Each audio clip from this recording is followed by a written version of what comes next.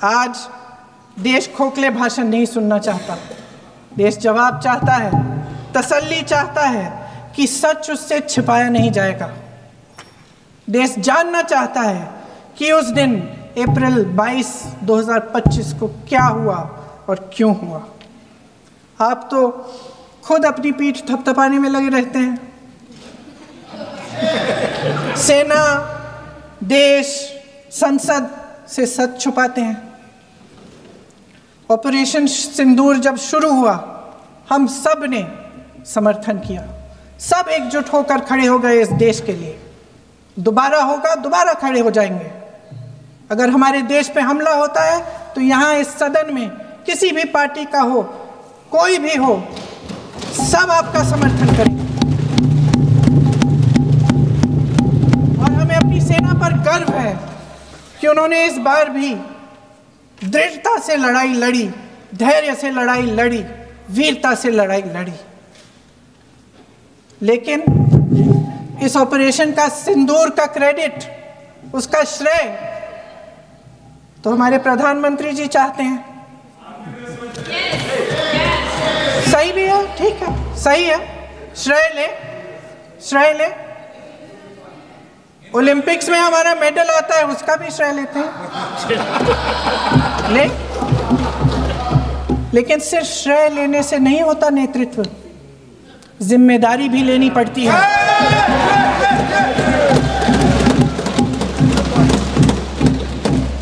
देश के इतिहास में ये पहली बार हुआ, देश के इतिहास में ये पहली बार हुआ कि जंग होते होते ही रुक गई, रुक गई है जी। और इस रुकावट का ऐलान हमारी सरकार, हमारी सेना नहीं करती, अमेरिका के प्रेसिडेंट करते हैं, अमेरिका के राष्ट्रपति करते हैं। ये हमारे प्रधानमंत्री महोदय की गैर जिम्मेदारी का सबसे बड़ा प्रतीक है। आज गृह मंत्री जी ने इस बात पर उल्लेख किया। उन्होंने कहा, उनके शब्दों में उन्होंने कहा कि पाकिस्तान के पास शरण में आने के बजाय कोई चारा ही नहीं था। आपने शरण दिया क्यों? वो आते हैं आपके देश के अंदर, लोगों को मार डालते हैं और आप उनको शरण दे रहे हैं। क्यों दिया शरण? इसका जवाब क्यों नहीं दिया है एक भी भाषण में? जैसे ये बात उठी, शरण की बात की, हमारे गृह मंत्री जी ने इतिहास में चले गए।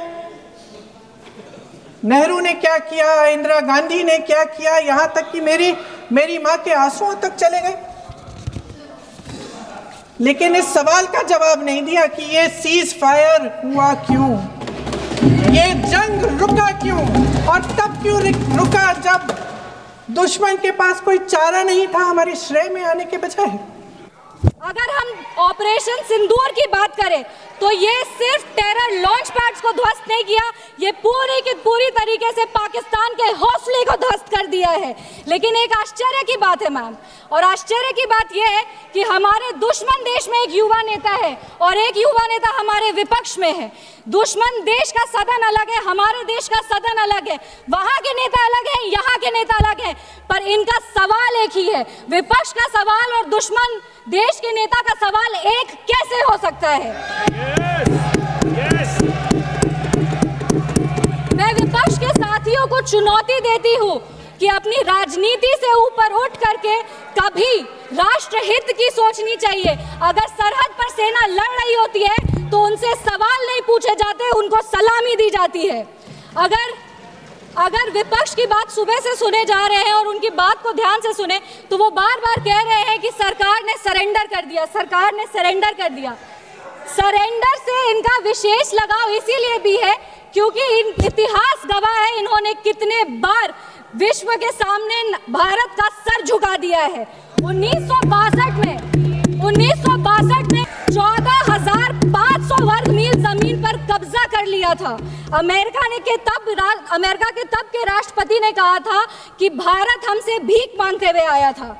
1971 में वेस्टर्न मीडिया ने प्रधानमंत्री के बारे में जो भी कहा हो, उन्होंने हमारे देश के बारे में, भारत के बारे में कहा कि भारत एक धोखेबाज देश है और भारत नागरिक धोखेबाज लोग हैं।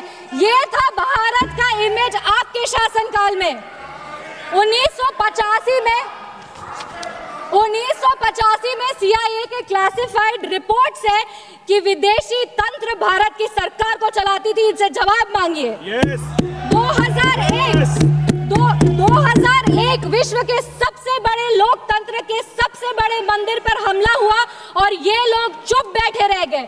2008 मुंबई अटैक, पूरी तरीके से देश को झकझोर दिया गया, पर इन्होंने कभी नहीं जवाब दिया। अगर आज आतंकवादियों को जवाब दिया है तो वो हमारे यशस्वी प्रधानमंत्री श्री नरेंद्र मोदी जी की सरकार ने दिया है। पर इनके राष्ट्रीय अध्यक्ष, कांग्रेस पार्टी के राष्ट्रीय अध्यक्ष कहते हैं कि ऑपरेशन सिंदूर एक छोटा मोटा ऑपरेशन था। ये इनकी विचारधारा का समस्या है। इनको लगता है कि ऑपरेशन सिंदूर एक छोटा मोटा ऑपरेशन था, पर ये इनकी गलती नहीं है। इनकी विचारधारा ये कहती है कि अगर हिंदू धन को आगे लेके जाओ, हिंदू धन के पक्ष में बोलो तो वो सैफरन टेरराइजेशन है। पर इनकी राजनीति के लिए ये कहते हैं आतंकवादियों का कोई धर्म नहीं होता। ये दोहरा चरित्र क्यों है इनका? आतंकवादियों ने हमारे नागरिकों को धन पूछकर मार दिया। हम उनको कहना चाहते हैं कि जिस सनातन को मुगल की तलवार नहीं खत्म कर पाई, जिस सनातन को अंग्रेज की तोप नहीं खत्म कर पाई, उस सनातन को इनकी छोटी मोटी राजनीति क्या खत्म करेगी? आतंकवादियों ने जब हमारे भाई लोग को मारा तो उनको मारने के पहले बोला कलमा पढ़ के सुनाओ। उन नागरिक की बहन होने के नाते, इस देश की बेटी होने के नाते हम उनको महाभारत सुनाना चाहते हैं। महाभारत सत्य और धर्म की लड़ाई जरूर है, लेकिन महाभारत द्रौपदी के प्रतिशोध का भी प्रतीक है। द्रौपदी का बदला महाभारत है और हमारी संस्कृति में है। अगर नारी सम्मान में त्रुटि होगी तो फिर से महाभारत रचा जाएगा। और महाभारत में लिखा है धर्मो रक्षति रक्षता। जो धर्म की रक्षा करते हैं, धर्म भी उन्हीं की रक्षा करता है। विशेष रूप से हम धन्यवाद देंगे हमारे यशस्वी प्रधानमंत्री श्री नरेंद्र मोदी जी का, जिन्होंने ऑपरेशन सिंदूर का नाम ऑपरेशन सिंदूर रखकर पूरी दुनिया को बता दिया है कि एक चुटकी सिंदूर की कीमत क्या होती है। और जिसने हमारी महिलाओं के, इस देश की बेटियों के, हमारी बहनों के सिंदूर को उजागर किया, उसको हमारी सरकार ने, हमारी सेना ने मिट्टी में मिला दिया है।